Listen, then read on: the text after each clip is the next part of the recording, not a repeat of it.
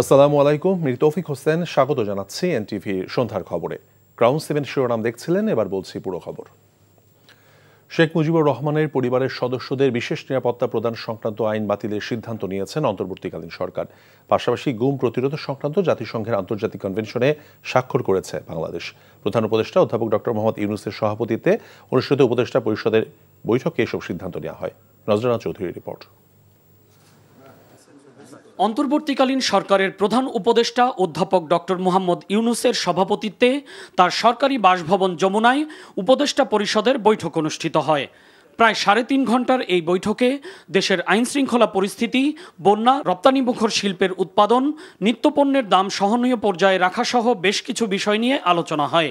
গুম প্রতিরোধে জাতিসংঘের এ সংক্রান্ত কনভেনশনে অনুস্বাক্ষর করার কথাও জানানো হয় এই বৈঠকে। কেউ কখনো নিজের ক্ষমতা কুক্ষিগত করতে কোনো বাহিনীকে দিয়ে, কোনো পদ্ধতির মাধ্যমে কোনো নাগরিকদেরকে সরকার বিরোধিতা করা হচ্ছে, আইন শৃঙ্খলা পরিস্থিতি খারাপ করা হচ্ছে, ন্যাশনাল ইন্টারেস্টের বাইরে কাজ করা হচ্ছে, এসব বলে গুম করতে না পারে, তার জন্য এই কনভেনশনটা আমরা স্বাক্ষর করেছি এবং এইটার ব্যাপারে প্রয়োজনীয় আইনি সংস্কার আমরা গ্রহণ করব। কালো টাকা সাদা করার যে সিদ্ধান্ত বিগত সরকার নিয়েছিল তা বাতিলের সিদ্ধান্তও নেওয়া হয় উপদেষ্টা পরিষদ বৈঠকে। একই সাথে হজের সিন্ডিকেটের বিরুদ্ধে ব্যবস্থা গ্রহণ করে হজের খরচ যৌক্তিক পর্যায়ে নামিয়ে নিয়ে আসা হবে বলেও জানান উপদেষ্টা রিজওয়ানা হাসান। রাষ্ট্রের বিভিন্ন প্রতিষ্ঠান সংস্কারের যে লক্ষ্য বর্তমান সরকার নিয়েছে, সেজন্য রাজনৈতিক দলগুলোর সাথে আলোচনা অব্যাহত রাখার সিদ্ধান্ত নেওয়া হয় উপদেষ্টা পরিষদের বৈঠকে। আমাদের এই সরকারটা হচ্ছে একটা বৈষম্য বিরোধী আন্দোলনের আউটকাম। তো সেখানে আদৌ নিরাপত্তা সংস্থা মনে করে কিনা যে এরকম দরকার আছে, সেখানে উত্তরটা হচ্ছে এরকম বিশেষ নিরাপত্তার দরকার আছে বলে তারা মনে করে না, আর এটাকে বৈষম্যমূলক মনে করা হয়েছে, সেটার ভিত্তিতেই সিদ্ধান্ত গ্রহণ করা হয়েছে।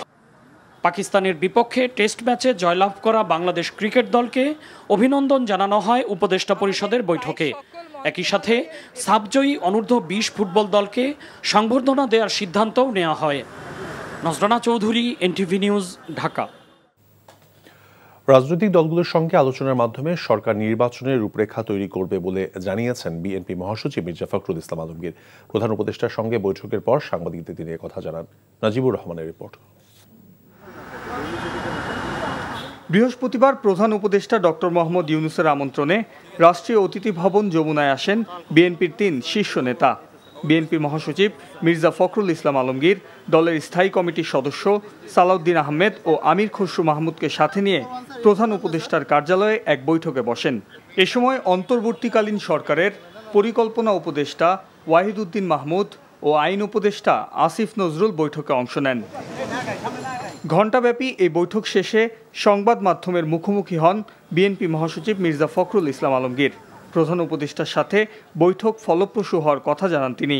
ফলপ্রসূ আলোচনা হয়েছে এবং আমরা অত্যন্ত আশাবাদী হয়েছি যে এই অন্তর্বর্তীকালীন সরকার যার নেতৃত্বে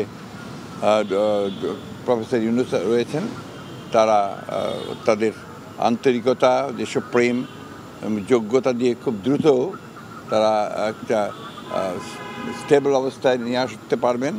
নির্বাচনের রূপরেখা নিয়ে প্রশ্নের জবাবে তিনি বলেন, প্রয়োজনীয় সংস্কার করে নির্বাচনের রূপরেখা দেবে অন্তর্বর্তীকালীন সরকার। তারা একটা নির্বাচনের দিকেও যেতে পারবেন এবং প্রয়োজনীয় সংস্কার সমূহ তারা পূরণ করবেন বলে আমরা বিশ্বাস করি। আমরা কোনো তারিখ বলিনি, ওরা প্রয়োজনে ওনারই তো তারিখ বলবেন, আমরা তো তারিখ বলবো না। রাজনৈতিক দলগুলোর সঙ্গে আলোচনা হবে পর্যায়ক্রমে। এ সময় নির্বাচন সহ দেশের চলমান পরিস্থিতি নিয়ে প্রধান উপদেষ্টার সাথে রাজনৈতিক দলগুলোর সংলাপ চলমান থাকবে বলেও জানিয়েছেন বিএনপির মহাসচিব মির্জা ফখরুল ইসলাম আলমগীর। Najibur Rahman, NTV news, Dhaka. দেশের স্বার্থকে প্রাধান্য দিয়ে সব দেশের সাথে সমানভাবে সম্পর্ক রাখতে চায় বিএনপি। রাশিয়ার রাষ্ট্রদূত আলেকজান্ডার মন্টেরস্কির সঙ্গে বৈঠকে দলের এই অবস্থান তুলে ধরেন বিএনপি মহাসচিব মির্জা ফখরুল ইসলাম আলমগীর। বিএনপি চেয়ারপারসন গুলশান কার্যালয়ে এই বৈঠক অনুষ্ঠিত হয়। কতদিনের মধ্যে বাংলাদেশে নির্বাচন হতে পারে রাশিয়ান রাষ্ট্রদূত এই বিষয়ে জানতে চাইলে বিএনপির তরফ থেকে তাকে জানানো হয়, নির্বাচন কমিশন সহ সাংবিধানিক প্রতিষ্ঠানগুলোর সংস্কারের জন্য অন্তর্বর্তীকালীন সরকারকে যৌক্তিক সময় দিতে চান তারা। বৈঠক শেষে ব্রিফিং করেন বিএনপির স্থায়ী কমিটির সদস্য আমির খসরু মাহমুদ চৌধুরী। কোনো বিশেষ দেশ আলাদাভাবে আমরা কাউকে দেখি না, সকলের সাথে সম্পর্ক থাকবে। বাংলাদেশের মানুষের সাথে রাশিয়ার মানুষের সম্পর্ক থাকবে, দুই দেশের সম্পর্ক থাকবে। আর বাংলাদেশের বর্তমান প্রেক্ষাপট সম্বন্ধে ওরা জানতে চেয়েছে যে কতদিন হতে পারে নির্বাচন ইত্যাদি নিয়ে ওরা জানতে চাচ্ছে এগুলো বিষয়ে। আমরা বলেছি আমরা তো ইতিমধ্যে আমাদের অবস্থান পরিষ্কার করেছি, যত শীঘ্রই একটি নির্বাচিত সরকারের কাছে হস্তান্তর করা যাবে। আমরা কোনো টাইম ফ্রেম জানতে চাইছি, আমরা কোনো টাইম ফ্রেম বলিনি। অবৈধ সম্পদ অর্জন এবং সম্পদের তথ্য গোপনের দুদকের মামলায় খালাস পেলেন বিএনপির স্থায়ী কমিটির সদস্য মির্জা আব্বাস।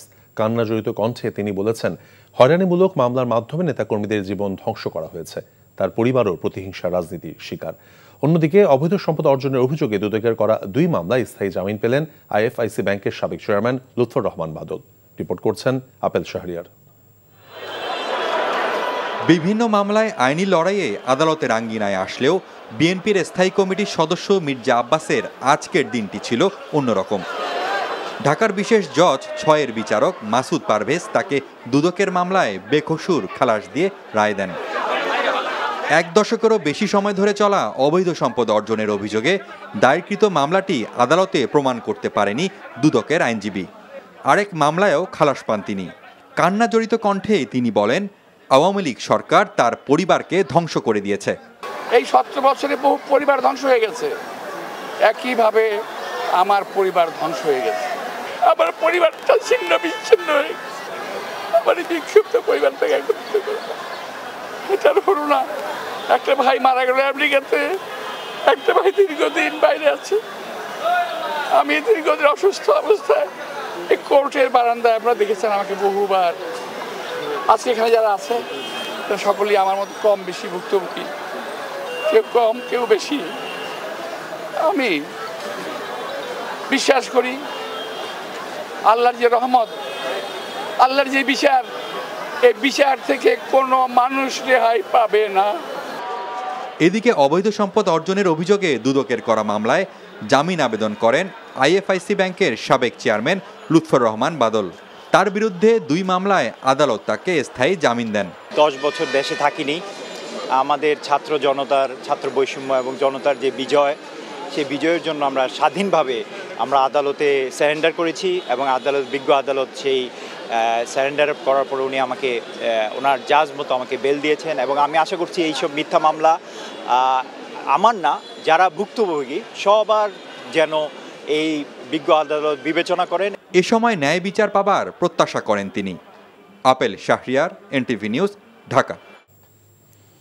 পুলিশের আবেদনের প্রেক্ষিতে সাবেক আইনমন্ত্রী আনিসুল হক ও সাবেক বেসরকারি শিল্প এবং বিনিয়োগ বিষয়ক উপদেষ্টা সালমান এফ রহমানকে 3য় দফায় 5 দিন করে রিমান্ড দিয়েছেন আদালত। সকাল 7টায় তাদের নিম্ন আদালতে হাজির করে পুলিশ। সুষ্ঠু তদন্তের স্বার্থে বাড্ডা থানার হত্যা মামলায় 10 দিনের রিমান্ড চাওয়া হয়। শুনানি শেষে ঢাকা মহানগর হাকিম নুরুল হুদা চৌধুরী তাদের 5 দিন রিমান্ড দেন। আর আদাবরে পোশাক কর্মী রুবেল হত্যা মামলায় সাবেক এপি সাদেক খান এবং সাবেক সেনা কর্মকর্তা জিয়াউল আহসানকে 5 দিন করে রিমান্ড দিয়েছেন আদালত। এর আগে 13 আগস্ট নৌপথে পালানোর সময় সদরঘাট এলাকা থেকে সালমান এফ রহমান এবং আনিসুল হককে গ্রেফতার করা হয়। ছাত্র জনতার গণঅভ্যুত্থানে ক্ষমতাচ্যুত আওয়ামী লীগ সরকারের সাবেক 8 জন মন্ত্রী এবং 6 জন সংসদ সদস্যের দেশ ত্যাগে নিষেধাজ্ঞা দিয়েছে আদালত। বৃহস্পতিবার দুদকের আবেদনের প্রেক্ষিতে ঢাকার সিনিয়র স্পেশাল জজ আসামস জগলুল হোসেনের আদালত এই আদেশ দেন। দেশ ত্যাগে নিষেধাজ্ঞা দেয়া মন্ত্রীরা হলেন সাবেক মন্ত্রী জাহিদ মালেক, দীপু মনি, মহিবুল হাসান চৌধুরী, সাধন চন্দ্র মজুমদার, নুরুল মজিদ মাহমুদ হুমায়ুন, কামাল আহমেদ মজুমদার, শাহজাহান খান এবং কামরুল ইসলাম। দেশ ত্যাগে নিষেধাজ্ঞা দেয়া সাবেক 6 জন সংসদ সদস্যরা সলিমুদ্দিন, তরফদার সেলিম, মামুনুর রশিদ কিরণ, কুজেন্দ্র লাল ত্রিপুরা, কাজিমুদ্দিন, নুরি আলম চৌধুরী এবং জিয়াউর রহমান। জাতীয় সংসদ নির্বাচনে মনোনয়ন বাণিজ্য বন্ধে প্রতিটি দলে আসন প্রতি 2 জন প্রার্থী নির্ধারণ, প্রার্থীকে কমপক্ষে সংশ্লিষ্ট রাজনৈতিক দলের সদস্য হতে হবে, না ভোটের বিধান চালু, সংসদে আসন সংখ্যা বৃদ্ধির সুপারিশ করেছে সমাজের বিভিন্ন শ্রেণী পেশার বিশিষ্টজন। রাজধানীতে ডেইলি স্টার ভবনে সুজন আয়োজিত আলোচনা সভায় এসব সুপারিশমালা তুলে ধরেন তারা। মইদুল ইসলামের রিপোর্ট। দেশে কিছু মানুষকে বাংলাদেশে নির্বাচন ব্যবস্থা সংস্কারে করণীয় শীর্ষক আলোচনা সভার বেশিরভাগ বক্তারাই তুলে ধরেন বিগত আওয়ামী লীগ সরকারের অধীনে নির্বাচনের তিক্ত অভিজ্ঞতার কথা। তারা বলেন, নির্বাচনকালে নিরপেক্ষ এবং নির্দলীয় সরকার ব্যবস্থা সংবিধানে আবারও ফিরিয়ে আনতে হবে। সেই সাথে নির্বাচনের আগে মনোনয়ন বাণিজ্য কিভাবে বন্ধ করা যায় তাও উল্লেখ করেন বক্তারা। ভোটারদেরকে তৃণমূল পর্যায়ে ভোট পরিচালনা করার, ভোট সংরক্ষণ করার, ভোটের রেজাল্টটা নির্বাচন কমিশনে পৌঁছে দেওয়ার ব্যবস্থা করবেন। তত্ত্বাবধায়ক সরকার নামক যে শব্দটা ছিল সেটাকে আরো রিফাইন করে আরো কিভাবে করে সংবিধানে অন্তর্ভুক্ত করবেন সেটা করেন, কারণ পলিটিক্যাল গভর্নমেন্ট দিয়ে নির্বাচন এই দেশে বহু বছর অনাগতকালে সম্ভব না, হবে না। আর বিউরোক্রেসিকে নিউট্রাল করবেন। একটা আসনে একটা রাজনৈতিক দল মানে সর্বোচ্চ 2 জন প্রার্থী মনোনয়ন দিতে পারে। দেশে জনসংখ্যার বিবেচনায় জাতীয় সংসদের আসন সংখ্যা আরও বাড়ানো দরকার বলেও আলোচনা সভায় উল্লেখ করেন বক্তারা। ইংল্যান্ডে 7 কোটি মানুষ এবং হাউস অব কমন্সের আসন কত 650। বাংলাদেশে 18 কোটি মানুষ, কিভাবে 300টা আসন এখানে হয়? ইংল্যান্ডের হিসেবে তো এখানে প্রায় 900 পার্লামেন্টের আসন হতে পারে। একই ব্যক্তি প্রধানমন্ত্রী এবং সংসদ নেতা হবে না, দলীয় প্রধান হবেন না, 2 বারের বেশি হবেন না, 70 ধারা থাকবে না অথবা সংশোধন হবে। এই কাজগুলো যদি নির্বাচিত সরকারের জন্য রেখে দেয় তারা কখনোই করবে না। আরপি অনুযায়ী কিন্তু লেজির ভিত্তিক ছাত্র রাজনীতি এটা নিষিদ্ধ। আমাদের রাজনৈতিক দলগুলো যেটা করেছে তাদের গঠনতন্ত্র থেকে বাদ দিয়েছে, কিন্তু আইনের যে উদ্দেশ্য সেটা না মেনে তারা ভাতৃপ্রতিম সংগঠন বলে এটা চালিয়ে দিচ্ছে। নির্বাচনে অপছন্দের প্রার্থীকে বর্জন করার জন্য পুনরায় না ভোট এর বিধান চালু করতে হবে বলেও মনে করেন বক্তারা। এত ডিটেইলে এটাকে করা যেতে পারে। মইদুল ইসলাম, এনটিভি নিউজ, ঢাকা। 2024 সালের ছাত্র জনতার আন্দোলনের ইতিহাস পাঠ্য বইয়ে অন্তর্ভুক্ত করার আহ্বান জানিয়েছেন জামায়াতে ইসলামের আমির ডক্টর শফিকুর রহমান। নারায়ণগঞ্জের শহীদ পরিবারের সাথে মত বিনিময়ের কালে তিনি আহ্বান জানান। এদিকে জামায়াতে ইসলামী ঢাকা মহানগর উত্তরের উদ্যোগে বৈষম্য বিরোধী ছাত্র আন্দোলনে রাজধানীর উত্তর এলাকায় নিহত 25 জন শহীদ পরিবারের মাঝে অনুদান দিয়েছে দলটি। জুনায়েদ আল হাবিবের রিপোর্ট। রাজধানীর উত্তর এলাকায় বৈষম্য বিরোধী ছাত্র আন্দোলনে নিহতদের পরিবারের সাথে মত বিনিময়ের আয়োজন করে জামায়াতে ইসলামী ঢাকা মহানগর উত্তর। ওর ইচ্ছা ছিল বড় হয়ে ও ডাক্তার হবে। এ সময় নিহতদের স্মৃতিচারণ করতে গিয়ে কান্নায় ভেঙে পড়েন শহীদদের স্বজনরা। আমার ছেলেকে 2টা গুলি করা হয়েছে, একটা গলায় একটা বুকের পিছনে।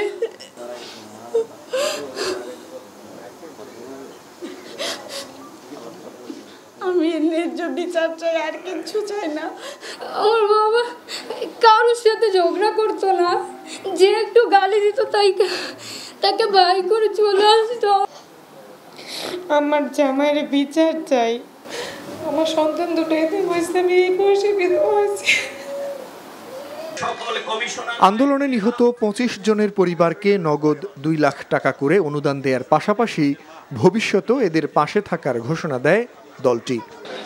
এদিকে বৈষম্য বিরোধী ছাত্র জনতার আন্দোলনে নারায়ণগঞ্জে নিহত পরিবারগুলোকে প্রতি মাসে আর্থিক সহায়তার পাশাপাশি সন্তানদের লেখাপড়ার ব্যবস্থা করার ঘোষণা দিয়েছেন আমিরে জামায়াত ডাক্তার শফিকুর রহমান। আমরা প্রধান উপদেষ্টা এবং উপদেষ্টাদের সাথে বসেছিলাম। আমরা বলেছি যে পরিবারগুলোর আর্থিক সহায়তার প্রয়োজন এবং রাষ্ট্রের সকল খাতের মধ্যে এটাকে এখন আপনারা সর্বাধিক অগ্রাধিকার দিন। আমার দৃষ্টিতে এটা আমাদের তৃতীয় স্বাধীনতা। আমাদের পাঠ্যপুস্তক সহ সকল জাতীয় গুরুত্বপূর্ণ জায়গা স্থান করে দিতে হবে। ছাত্র জনতার আন্দোলনে সারা দেশে যারা নিহত ও নিখোঁজ রয়েছেন তাদের তথ্য সংগ্রহ করে সাধ্য অনুযায়ী সবার পাশে দাঁড়ানোর ঘোষণা দেন দলটির প্রধান ডাক্তার শফিকুর রহমান। জুনায়েদ আল হাবিব, এনটিভি নিউজ, ঢাকা। পাচারকৃত অর্থ দেশে ফিরিয়ে আনা খুবই জটিল প্রক্রিয়া। পাচারের অর্থ ফিরিয়ে আনার জন্য বেশিরভাগ দেশের সঙ্গেই চুক্তি নেই বাংলাদেশের। এসব জানিয়ে অর্থনৈতিক শ্বেতপত্র প্রণয়ন কমিটির প্রধান দেবপ্রিয় ভট্টাচার্য বলেছেন, সরকারের লক্ষ্য হওয়া উচিত ভবিষ্যতে যেন অর্থ পাচার আর না হয় এবং পাচারকারীদের সর্বোচ্চ শাস্তির ব্যবস্থা করা। দুপুরে পরিকল্পনা মন্ত্রণালয়ের শ্বেতপত্র প্রণয়ন কমিটির প্রথম বৈঠক শেষে ব্রিফিংয়ে এসব কথা বলেন তিনি বলেন, এই কমিটি মূলত বর্তমানে দেশের অর্থনীতি কী অবস্থায় রয়েছে তা পর্যালোচনা করে সরকারকে করণীয় করার পরামর্শ দেবে। অর্থনৈতিক তথ্য উপাত্ত মূল্যায়ন এবং বিভিন্ন অংশীজনের সঙ্গে আলোচনার মাধ্যমে সংকট চিহ্নিত করা হবে বলেও জানান দেবপ্রিয়।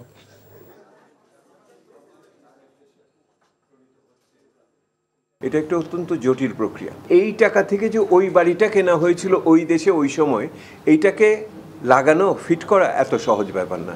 এটা হলো এক নম্বর। দ্বিতীয়ত হলো ওইটা আনার ক্ষেত্রে যে আইনানুগ যে সমস্ত চুক্তি থাকে সব দেশের সাথে আমাদের সেই চুক্তিগুলো যথোপযুক্তভাবে নেই। তৃতীয়ত হলো ওই চুক্তিগুলোকে কার্যকর করে ব্যবহার করার জন্য আইনজীবী থেকে আরম্ভ করে আর্থিক খাতের বিশেষজ্ঞ থেকে ইত্যাদির সেই দক্ষতাটা অনেক ক্ষেত্রে আমাদের নেই। বৈষম্য বিরোধী আন্দোলনে আহতদের ঢাকা মেডিকেল কলেজ হাসপাতালে বিনামূল্যে চিকিৎসা দেওয়া হচ্ছে বলে জানিয়েছেন ঢাকা মেডিকেল কলেজের পরিচালক ব্রিগেডিয়ার জেনারেল মোহাম্মদ আসাদুজ্জামান। সকালে বৈষম্য বিরোধী আন্দোলনে নিহতদের চিকিৎসায় হাসপাতালের ভূমিকা এবং ভবিষ্যৎ করণীয় সম্পর্কে ঢামেকে এক ব্রিফিং অনুষ্ঠিত হয়। এ সময় পরিচালক বলেছেন, আন্দোলনে আহতদের মধ্যে চিকিৎসা নিতে এসে মারা যান 84 জন, মৃত অবস্থায় হাসপাতালে এসেছেন আরও 88 জন। মৃতদের প্রায় 70 ভাগের ময়নাতদন্ত করা হয়েছে, বেশিরভাগ ছিলেন বুলেট বিদ্ধ। প্রাথমিক চিকিৎসা সেবা নিয়েছেন 1696 জন, এরই মধ্যে হাসপাতালে ভর্তি হন 829 জন। পরিচালক আরও বলেছেন, ঢামেকে চিকিৎসা সেবার মান বাড়াতে 100 দিনের কর্মসূচি গ্রহণ করা হয়েছে, যার মধ্যে রয়েছে কেবিন সংস্কার, আইসিইউ শয্যা বৃদ্ধি, পরিষ্কার পরিচ্ছন্নতা কার্যক্রম জোরদার করা।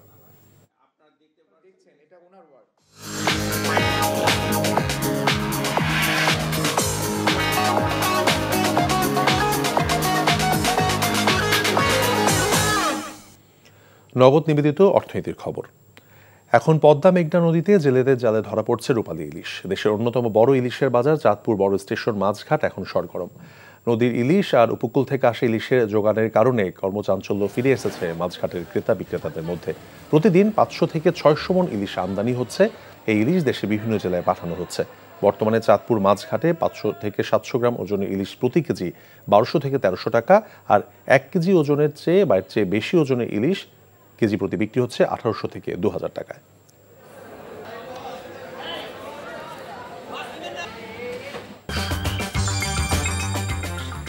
এ ছিল সন্ধ্যার খবরে।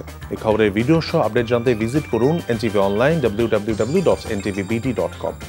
এছাড়াও এনটিভির জনপ্রিয় সব অনুষ্ঠান এবং খবরের আপডেট জানতে ভিজিট করুন আমাদের ইউটিউব এবং ভেরিফাইড ফেসবুক পেজ।